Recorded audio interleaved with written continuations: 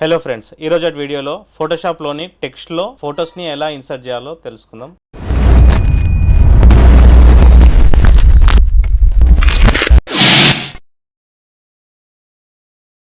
Okay, first of all new file తీసుకోండి. New file తీసుకున్న తర్వాత టీ ప్రెస్ చేయండి, లేదంటే ఇక్కడ మీకు టీ సింబల్ ఉంటుంది పక్కన. ఓకే, టీ ప్రెస్ చేయండి. టీ ప్రెస్ చేసిన తర్వాత ఇప్పుడు టైప్ చేయండి. నేను ఓజీ అని టైప్ చేస్తున్నాను.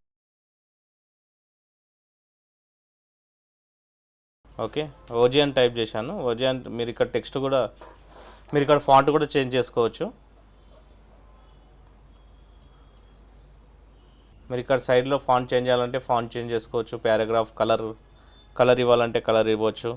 ఇప్పుడు ఈ ఫాంట్లో ఫొటోస్ ఇన్సర్ట్ చేయాలి అని అంటే ఫస్ట్ ఫొటోస్ తీసుకోండి. నేను ఈ 2 ఫొటోస్ తీసుకుంటున్నాను.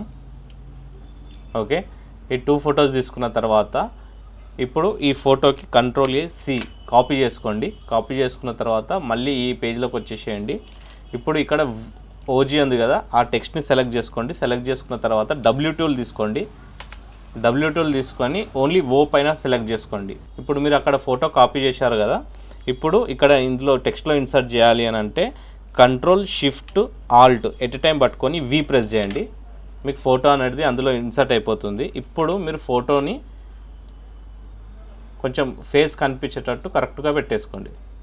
Okay okay done. ఇక్కడ ఫేస్ కనిపిస్తుంది. రైట్, సేమ్ ఇలాగే ఇంకొక ఫోటో కాపీ చేసుకోండి.